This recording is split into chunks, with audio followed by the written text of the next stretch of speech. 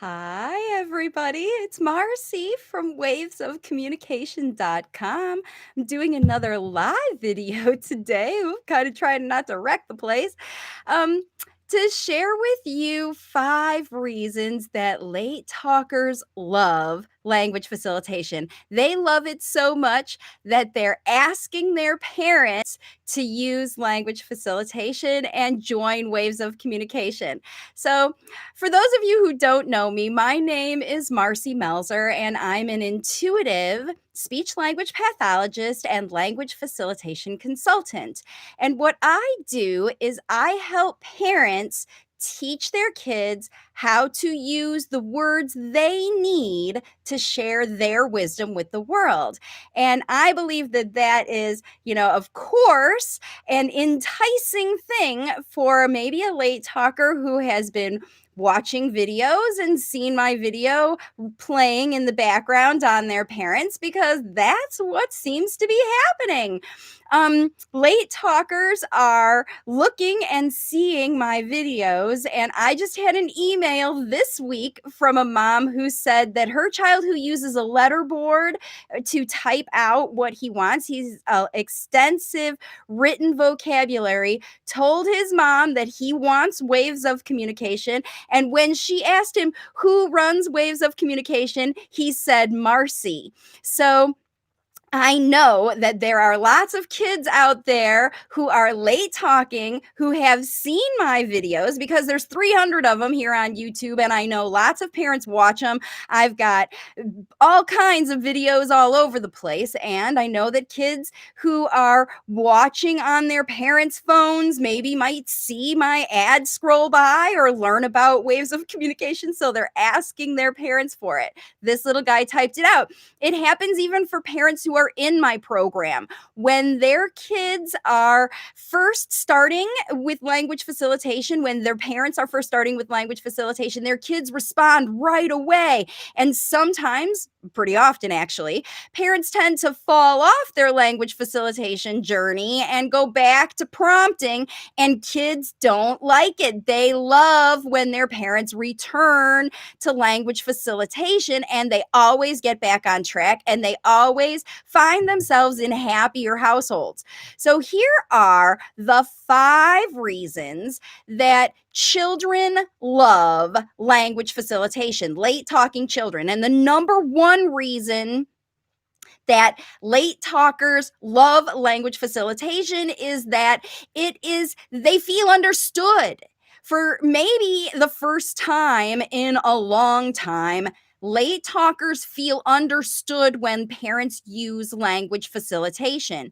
And that is because when a parent uses language facilitation effectively, they are interpreting the nonverbal communication that the child is already using right now into the words that the child wants to say. So by doing that, by saying out loud the things that your child is communicating with their nonverbal behaviors, their systems, just like this kiddo, maybe, I don't know if he typed the whole sentence, but he said, I want Waves of Communication, or get me Waves of Communication. I mean, Waves of Communication is not something that you buy and get, but this child used the way that he could request, the language that he knew, to tell his mom that he wanted his mom to learn how to work with me, because I don't work with children. Children don't ask to work with me because I work with the parents.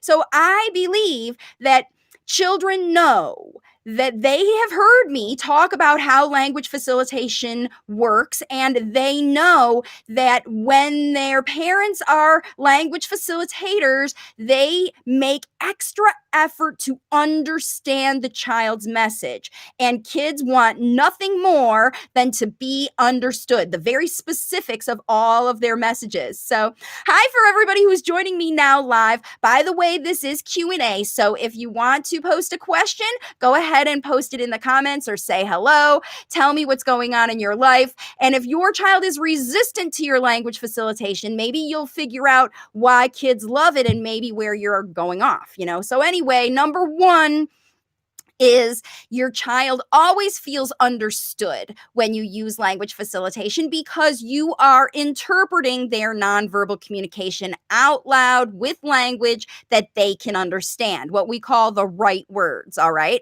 Now, the number two reason that children, late talkers, love when their parents use language facilitation is that they can finally understand everything that you are saying to them.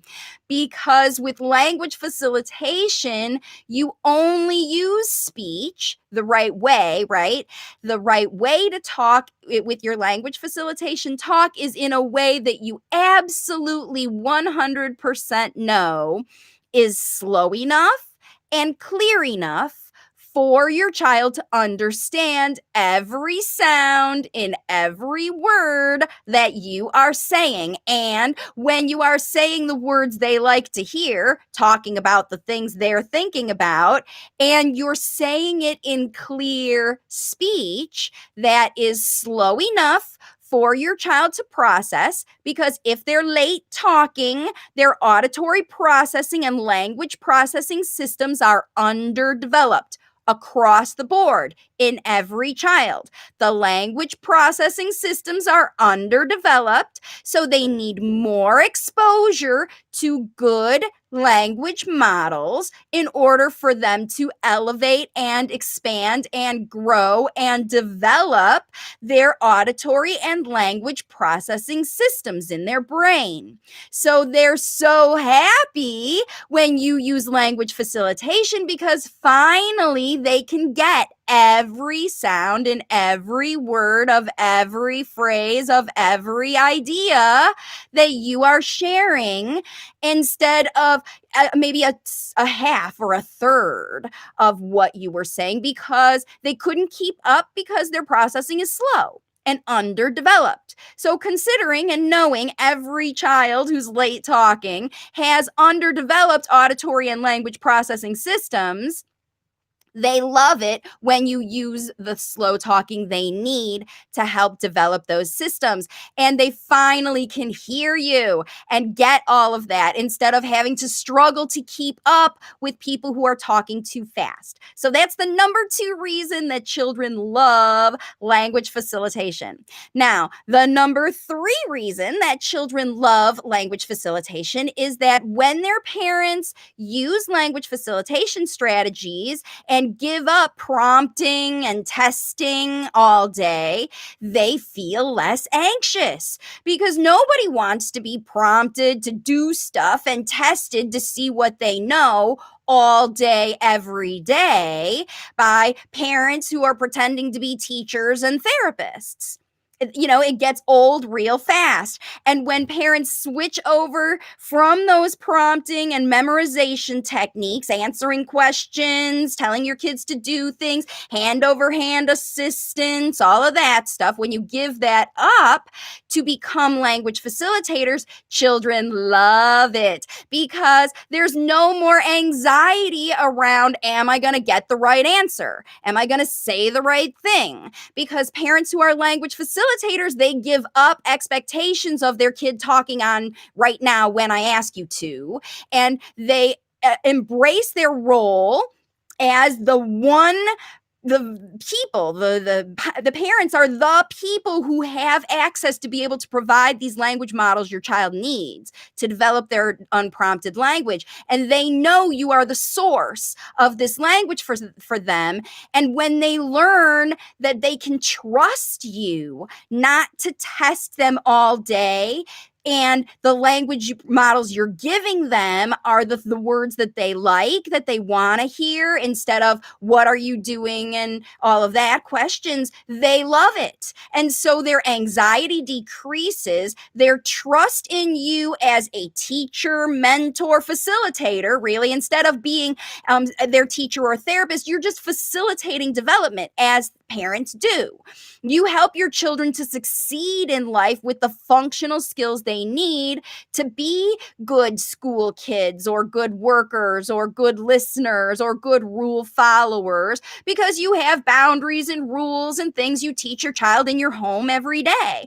And language is no different. Your children are looking to you to teach them and model the way they should behave. And when you give up the prompting and testing, they love it because it's open learning season instead of avoidance season, because remember, they don't like those things that they're avoiding. And this natural learning of parents facilitating development of every skill, including language, kids really enjoy that time with their parents because they know their parents know more things when they offer those opportunities to practice and try. But they think that their parents are just extensions of their teachers or therapists who force them to do repetitive things like to tick off boxes or collect data, or for some reason that they don't understand when it's structured out as sort of learning, and versus when it's in the home, it's more natural. So they love more natural learning. They don't love more structured learning, especially little kids and older kids who've had enough. It gets old really quick. I mean, playing school, how much time can you actually play school?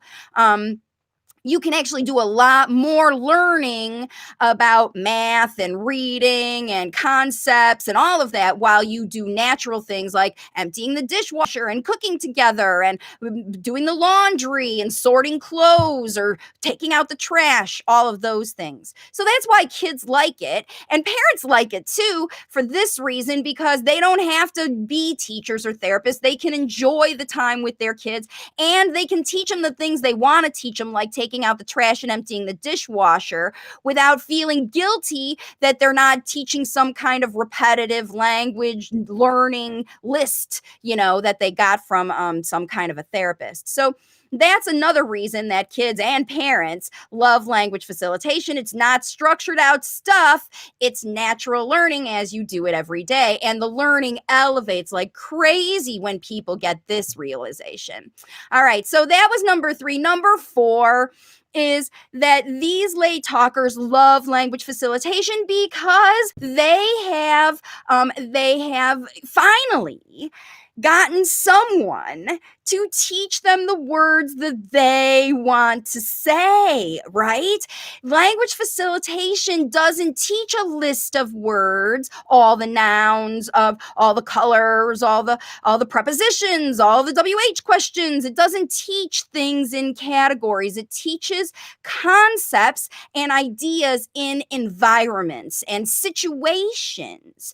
So whatever your family needs as far as language to communicate about the current situation is the words you facilitate, and these are the words you need.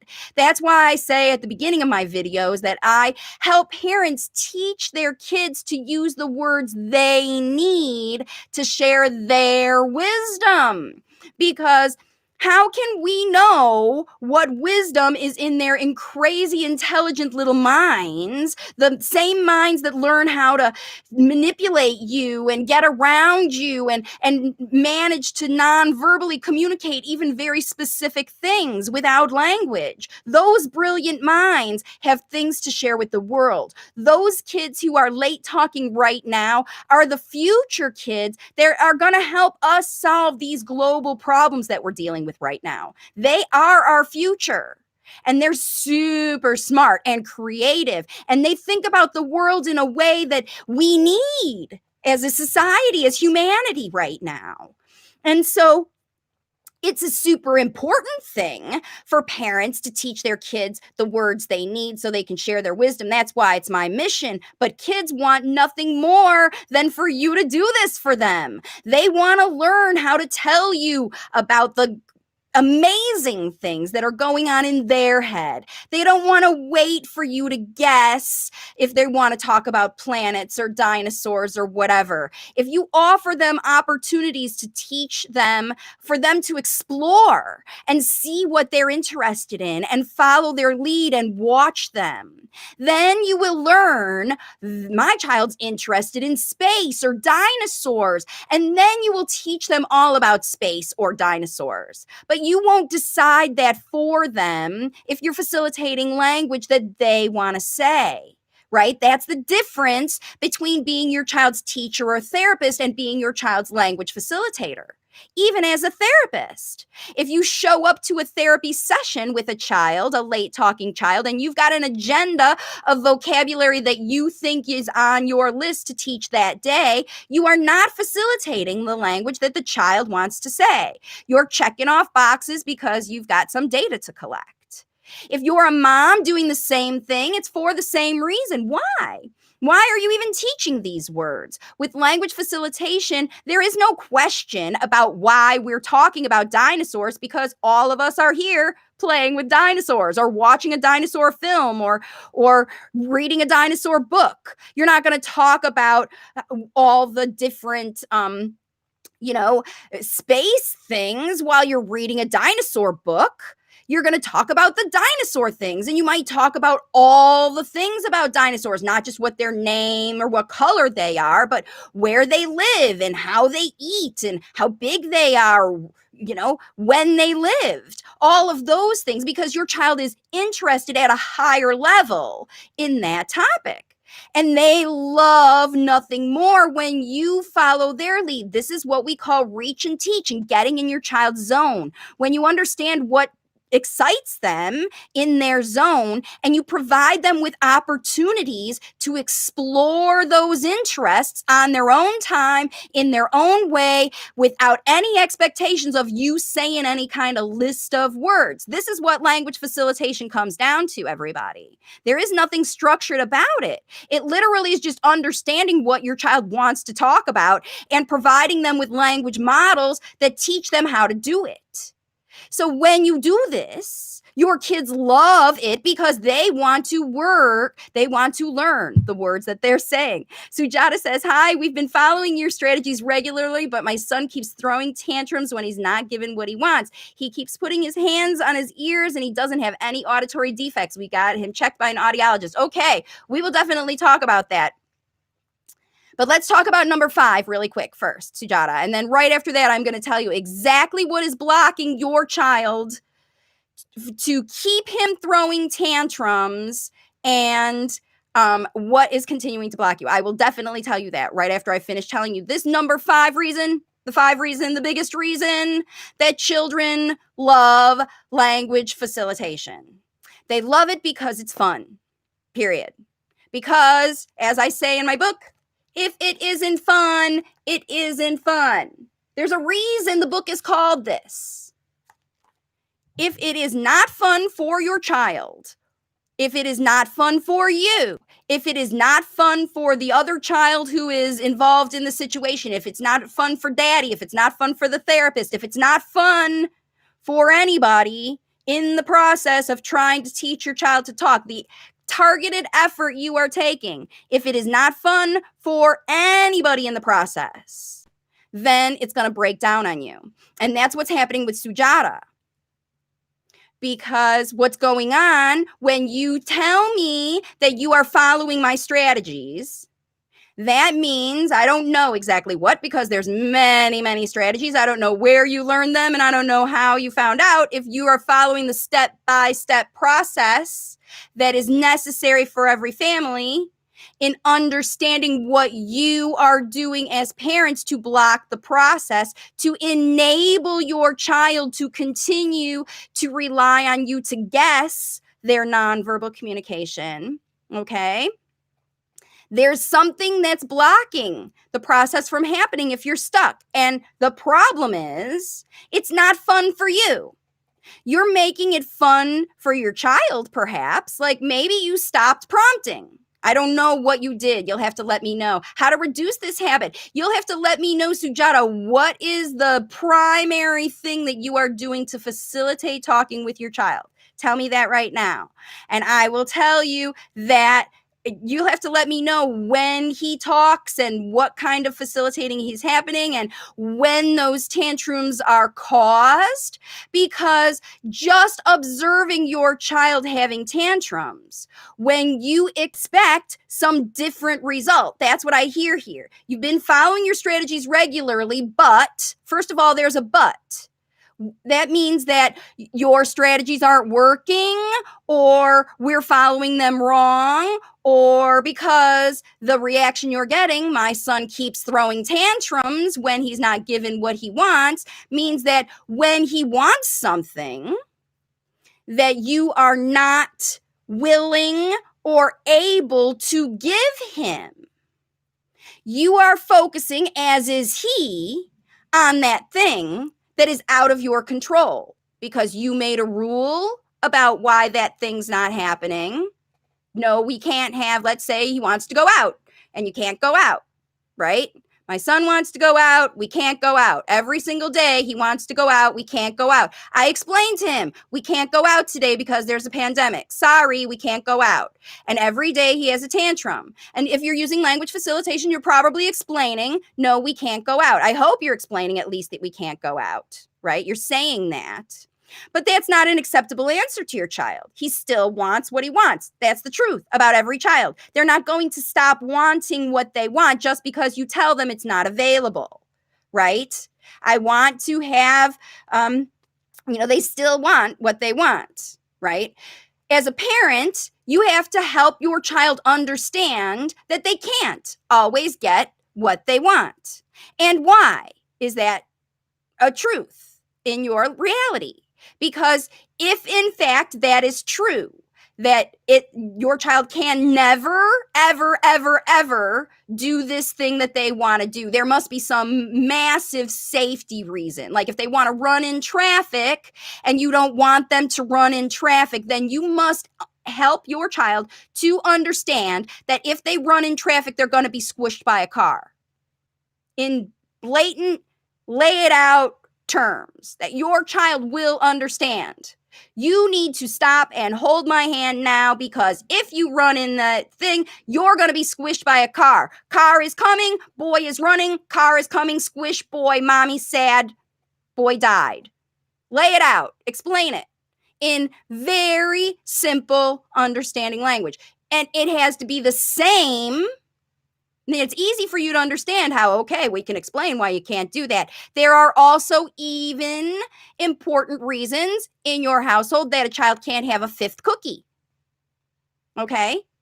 And a child will appreciate and love when you explain to them you cannot have another cookie, because first of all, if you were doing language facilitation, you would have set up the whole cookie getting situation ahead, understanding what your child wants and why, and how you are responding to your child. So if they are, right, you instead you describe the environment. So what you're doing instead of prompting, she said, we've stopped prompting, instead we're describing the environment. So these description words, I see that you are upset. You are upset right now because you can't go outside. But the reality is you can't go outside. Get over it is what you're not saying. You're saying get over it. And your child doesn't want to get over it. You're not helping them get over it. You're just saying no. And when a child still wants that thing and you are saying, no, the reality is no, it's not available. Sorry, it is what it is. Deal with it is what you're not saying. But your child needs you to help them deal with it. And they need you to talk about why they are upset, because those are the words they're thinking. Yes, they're thinking, I want to go out, I want to go out, I want to go out. That's what you see. That's what you're describing. He's pulling on the door. He wants to go out. He wants to go out. But what are you doing? You're just responding. He just listens what you describe about, right? If he listens attentively, that's not a tantrum, right? If he wants to go and you say, sorry, first of all, what is he thinking? I want to go right now. So the first thing you do is you say, wow, you want to go right now. If you're going to describe the action, I can tell you want to go outside right now, and you are going to be upset if I say no, because the part that you didn't say is that second part. I know you're going to be upset right now because I know you and I love you and I know you're my son and you want to go out every day at this time, but today we're not going to be able to, and I see you wanting to ask, so I know. But are you talking about that whole part of it with your son? No, that's why he's tantruming, because he's not learning the language for negotiation of these things. You are not allowing him to negotiate. He's trying with tantrums. But no, I want to go out. That's what tantrum means. You say no, he says, but I'm fighting back. Fight or flight. I want to fight back.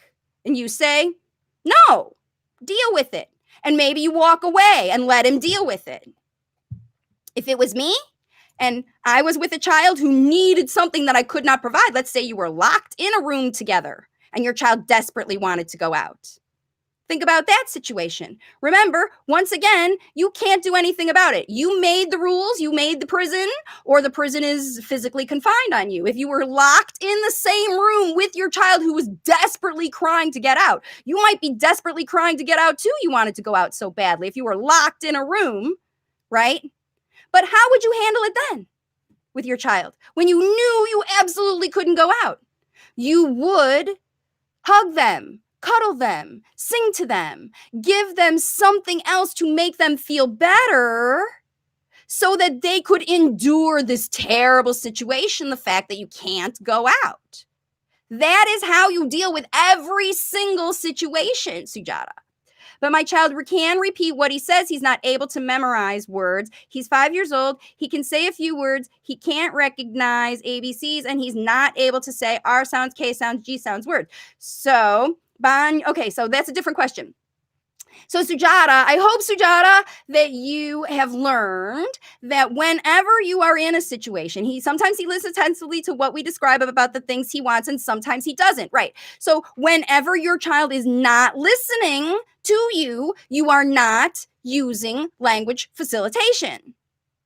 Because language facilitation only happens the right words, the right way, at the right time. The right words are your child's words. The right way are the way that you talk so that your child does listen and respond. So if they're not the right words, your child's not going to pay attention in the first place. They're going to shut you down. If they're not the right way, it could be too fast or too complicated or too emotional of a situation for your child to even focus on you. Okay. And the right time is only when your child is listening, focused on you. They don't have to be looking you in the eye, but you have to know that they are listening to you. And you can always know that by stopping talking. And if your child looks at you when you stop talking, they are waiting for you to say the next thing. They are anticipating you, directing them, talking to them, giving them some feedback. And when they're in that mode, right there in the zone with you, is when you must say the right words the right way. The right words are their words. Your interpretation of the situation, this is what keeps kids stuck with needs-based description language. They can describe everything, but they don't know why and how. And that's the problem that happens. So and if your child is not listening to you, it is your responsibility to correct that problem. It is not your child. You're never going to turn their auditory processing system up with a magic button or a pill or camel milk or TDCS or whatever. Not permanently. The only way that you improve a child's auditory processing system permanently is by facilitating language long-term as a lifestyle change so that your child hears 2 to 3 hours every single day of language facilitation talk, which is the right words, the right way, at the right time. And if you are following me for the first time, any of you who want to know how to do it, the way to learn the whole process, first identifying the blockages, which are what we talked about with Sujata, where even though you are not prompting your child to say words, you're still not providing the language models they need to move them past their nonverbal language. This is a multi-step process. You can't stop teaching one thing and not teach anything else, right? You're not prompting anymore and using the prompting method, but you're also not facilitating the language that your child wants to hear. And that's why you're seeing tantrums. Because when you do start teaching your child the words they need to say that stuff, especially a 5-year-old who has said words, they learn quickly when you teach them the words they want, right? And it's the only way. So, and here's what Banyu says, my child can repeat what we say, but he is not able to memorize words. Well, good, because, I don't know how old your child is. Oh, he's 5. Well, 5-year-olds, He probably is memorizing a lot more, but he's not performing for you, right? You know he's not able to memorize words because he hasn't been able to follow the test. Like when you say, this is a mouse, what is this? He's not able to do it. Or he can say a few words, then he's not going to advance, right? He's not going to advance from whatever he did catch that one time. So it may be that his processing is slow. I don't know the root of your child's language, but he can't recognize ABCs means that you are testing him.